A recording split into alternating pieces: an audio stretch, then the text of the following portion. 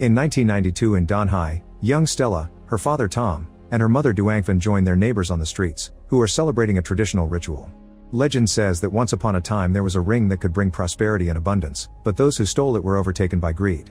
Those men fought for the ring and it broke into pieces. A demoness then appeared and killed those men before putting a famine curse on the village. Now the locals perform this ritual every year, hoping one day the demoness will forgive them and bring abundance again. The group sets up a bunch of meat dolls at the forest's edge and begins praying. When they hear roaring, they look down out of respect. Once the ritual is done, everyone goes home, but Stella notices her uncle Jamboon staying near the forest. That night Stella wakes up when she hears a noise and sees Tom sneaking out of the house. He enters the forest with his gun out and notices the pieces of meat dolls hanging on the trees. Eventually he encounters the demoness devouring the meat and she growls at him before disappearing. A terrified Tom hears another noise and slowly turns around, only to find Stella.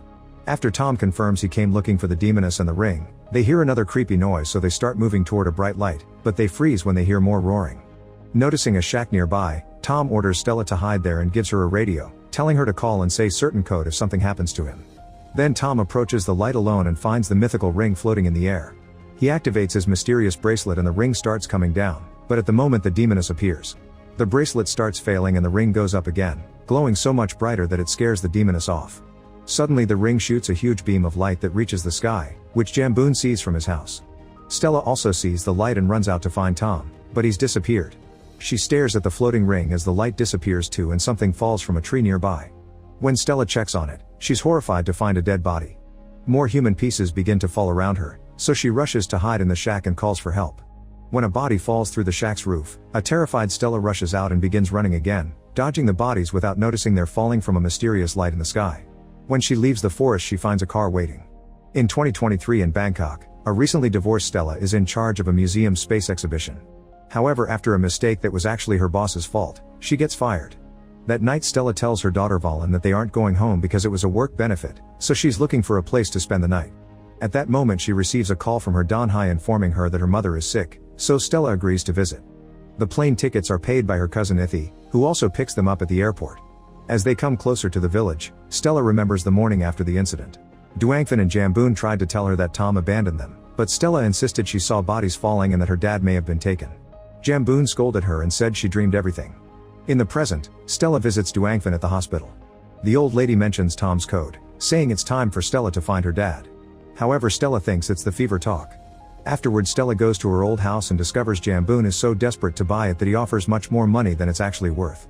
Stella refuses and decides to live here for now to stay close to her sick mother. She also notices that Jamboon's son Kong looks exactly like the last time she saw him. He even looks younger than her even though he's older. Later Stella teaches Valen that they must always take care of themselves, which makes her remember how the kids in her village used to mock her for being half white. When the kids insulted her mother, little Stella would fight them. The kids ran away when they noticed Kong watching them, confirming he looked the same back then. Every day Stella tried saying the code on the radio, but she never got an answer. In the present, Stella tries the code on the radio again to no avail. In the middle of the night a voice on the radio wakes Stella up. It's Tom, who thinks he's talking to Duangfen and says that if she has the bracelet, she must take it to certain coordinates. Stella starts writing everything down while trying to talk to him, but it turns out to be a recording that soon ends. The next morning Stella asks her mother about this. Duangfen explains she's been in contact with Tom since Stella left for college, but only once a year. Tom said that 1 year on Earth is equivalent to 1 minute in the spacetime where he is. He wanted Duangfen to collect the ring using the bracelet and activate something called Tekli Genesis in the basement of an abandoned military facility. Then she would have to enter the coordinates to make him come back. This confirms Stella's incident was real and she promises to rescue her father. Afterwards Stella and Ithi ask Kong to steal Jumbo's bracelet, which matches Tom's. At first Kong refuses because he doesn't want to get in trouble, so Stella starts pointing out all the mysteries in the village. Only Jumbo is allowed to enter the forest, and he hasn't aged either. Desperate for answers, Kong agrees to help.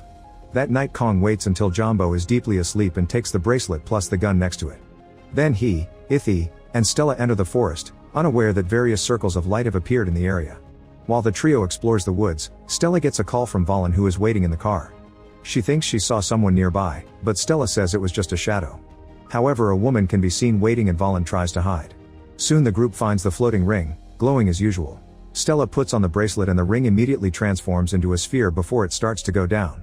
At that moment the woman Valen saw appears behind them and begins glowing too as it shows her demonic form. When the sphere lands on Stella's hand it expels a big shockwave that makes the creature disappear. Then the trio tries to run away, only to find the demoness in her full monster form. Kong immediately shoots her, triggering a flashback of a school shooting and his body falling through the sky. This makes him collapse, so the others put the gun away and help him get in the car. The demoness tries coming after them, but the wound makes her slow.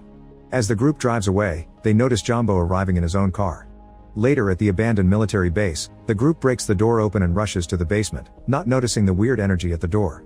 When Kong turns on the power, they discover a huge machine. Stella says the code into the radio before putting the bracelet in the control board, which activates a small hologram that connects them to Tom.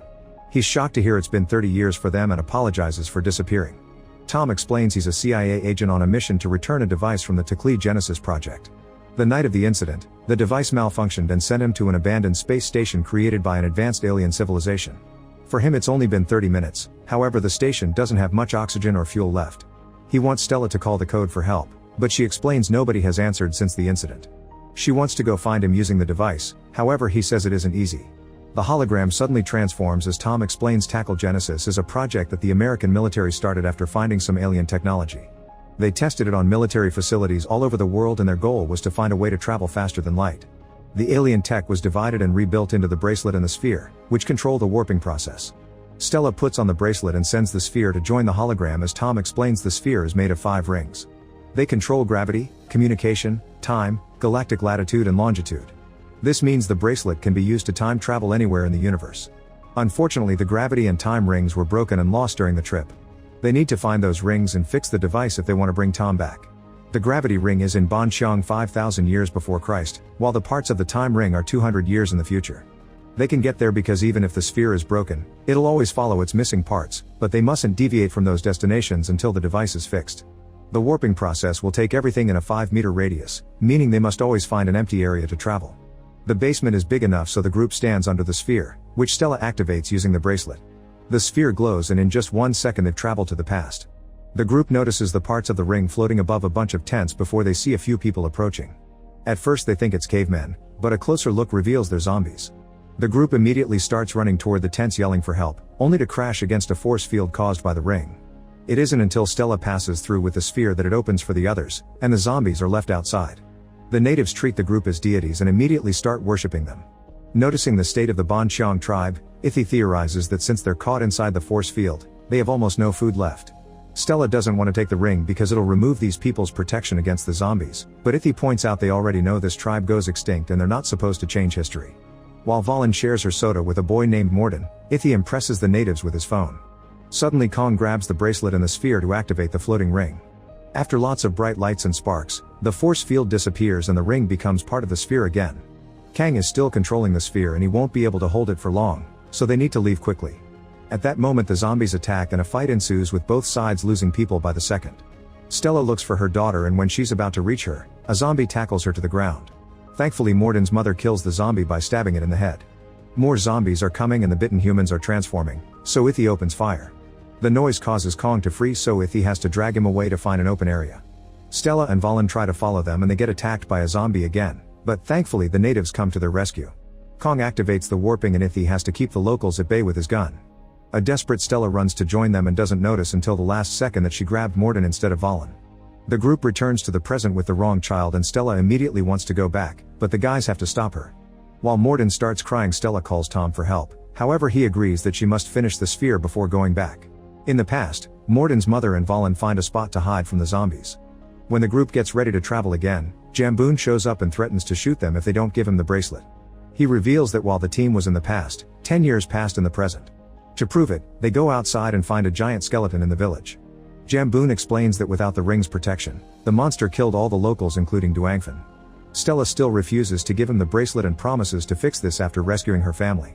Before Jamboon can shoot, Kong jumps on him and they start fighting for the gun. When Stella activates the sphere, Jamboon punches Kong down and runs to put his hand to fight for control of the warping. At that moment Ithi tackles Jamboon and Kong catches him so they start fighting over the gun again. In the struggle, the weapon is accidentally shot and someone starts bleeding. The sphere glows and Stella, Morden, and Ithi appear in New Udon in 2224. A bunch of armed teenagers surround them and quickly knock them out. When Stella wakes up, she and Ithi are handcuffed to a bench and they can hear growling coming from the next room. The teens swear Morden is fine and ask Stella to teach them how to use the Teklee Genesis. As Stella notices she's missing the bracelet and the sphere, the teens reveal they've made a copy prototype, which they've used to create a force field around their city that has frozen some government missiles in the sky. It turns out that 200 years ago, the city of Udanthani was attacked by a giant monster. It destroyed most of Thailand, but thankfully the country got help from foreign governments and together they brought down the monster. The city was rebuilt under a new name and at first the foreigners helped, but soon they sided with the industrialists and usurped all the resources, leaving Udon in poverty. These teenagers became the resistance and one day they watched the black hole appear in the sky, destroying the whole city again with a big explosion. That hole also dropped the part of the ring. The government only saved the rich people and now the poor survivors are living with monsters of all sizes. When the resistance found the basement with the Teklee Genesis, they reverse engineered the machine but no matter how hard they tried they couldn't make it work. They insist they need to learn how to use it, but Stella refuses to cooperate with these things. In the present Kong realizes the gun has wounded Jamboon, who wants to make a confession before dying. In 1964 people believed that American soldiers were torturing Thai prisoners to get information, but actually they were kidnapping people to use them in their time-traveling experiments. Jamboon was captured together with Lawan, who could speak English and learned to control the machine by hearing the Americans talk. When it was their turn to enter the machine, Jamboon pretended to have a seizure, so while everyone was distracted, Lawan took the bracelet and controlled the sphere. She activated the warp, causing her, Jamboon, and a bunch of soldiers to be transported to the Ice Age. A soldier managed to shoot her, so Jamboon took the gun from him and shot him back before grabbing another soldier hostage. Then Lawana activated the warping again and they were transported to the Bon Cheong tribe. Jamboon used the confusion to quickly shoot all the soldiers, meaning they were the ones to bring the zombie virus and the ring piece to the past. The next time Lawana activated the sphere, she jumped with Jamboon to the future and a soldier followed them. This man detonated a grenade that caused the explosion the teenagers saw. Their final jump was to Don Hai in 1969 and Jamboon used the remaining rings to heal Lawana. However, her body didn't take the power well and she transformed until she became the demoness. She couldn't leave the forest, so she told Jamboon to leave alone and start a new life without her. Jamboon wanted to search for a cure, but the Americans were still using the Teklee Genesis for the Vietnam War and Jamboon found thousands of bodies in the forest. This is a reference to a real historical event known as the Thammasat tragedy, during which hundreds of students were shot down by soldiers. In this story, the military used the machine to cover up the tragedy by getting rid of the bodies. One of these students was Kong, who was still alive when Jamboon found him and adopted him. In the present, Jamboon explains he stayed in Don Hai to protect Kong and the sphere in the forest. As his last wish, he asks Kong to take him to the woods to see Lawan. In the future, Valen and Morden's mother are shocked to wake up inside a theater. When they try to leave, the building starts shaking and they see a giant monster outside the window. Meanwhile, Stella agrees to teach the teens how to use the sphere, but warns them that this will make the force field disappear. They bring a monster inside a cage and practice by sending it to the prehistoric era. This makes the force field go away and the missiles begin exploding in the sky. Soon they bring the cage back, but it's empty.